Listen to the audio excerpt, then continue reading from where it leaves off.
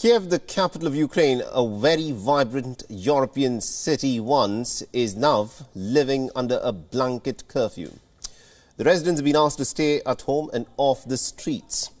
Some Russian forces, remember, have managed to enter into the city, so anyone who is found loitering about on the streets is now being assumed as a member of the enemy post the curfew.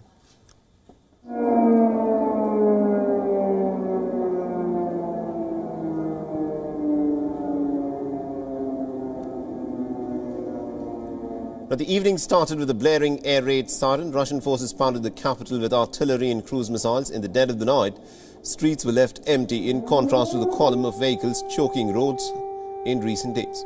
Tens of thousands of residents fled towards the west and continue to do so in the hope of evading the fighting that's now broken out on the streets of Kiev.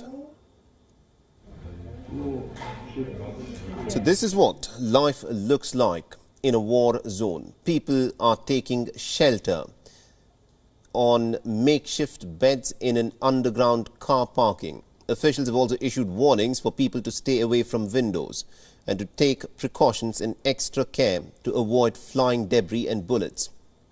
In the last couple of nights, many have spent sheltering in basements, in underground parking, in garages and also in subway stations.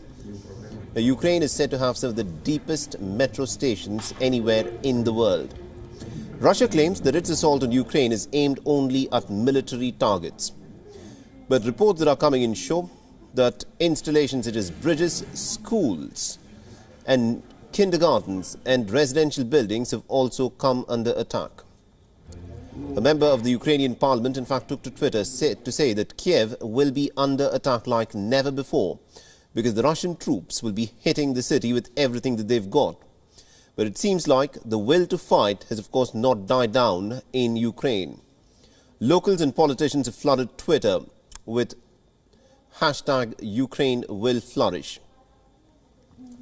Now, the Western leaders have urged Vladimir Putin to choose the path of diplomacy, but after Kremlin ordered its troops to barge into its neighboring nation, diplomacy of course has taken a bit of a back seat. Kiev has maintained that it is always open for a dialogue, but in a statement the Russian Defense Ministry claims that Ukraine has rejected the negotiation process, after which Moscow ordered to broaden its offensive from all directions. Вчера, после заявлений киевского режима о готовности к переговорам, активные боевые действия на основных направлениях операции были приостановлены.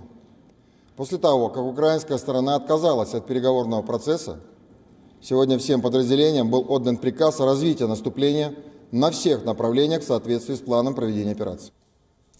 Now, in the latest statement by the Ukrainian President Volodymyr Zelensky, he said that presidents of Azerbaijan and Turkey have organized for talks with Russia, and Kiev is ready for the negotiations. Ільхам Алієв і президент Ердоган запропонували організувати переговори з Росією. Це можна тільки привітати. Meanwhile, in the far east of Ukraine, in the Donetsk region, parts of which are still controlled by the Russian-backed separatists, tensions, remember, started from here. Russia, earlier in the week, recognized Donetsk and Luhansk as independent regions. There's been fierce fighting that's been reported between the Ukrainian troops and the rebel leaders. Fresh shelling has also reportedly damaged many buildings. At this moment, it is not clear as to how many fatalities have taken place in these latest round of clashes. And down south, the port city is home to Ukraine's hydroelectric power plant, where satellite images now show Russian ground forces having taken charge of this power plant.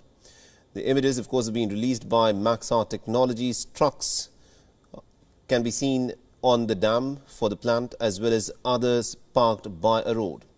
Now, experts say the Russian troops have been met with an unexpected level of resistance by the Ukrainians in the last 3 days.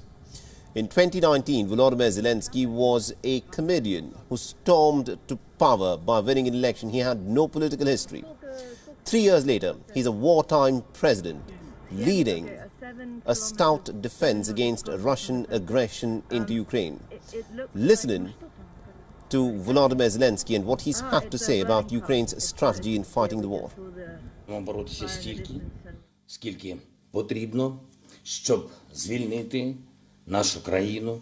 Якщо діти вже народжуються в укриттях, навіть коли тривають постійно обстріли, то у ворога немає жодного шансу у цій, безперечно, народній війні. WION is now available in your country. Download the app now and get all the news on the move.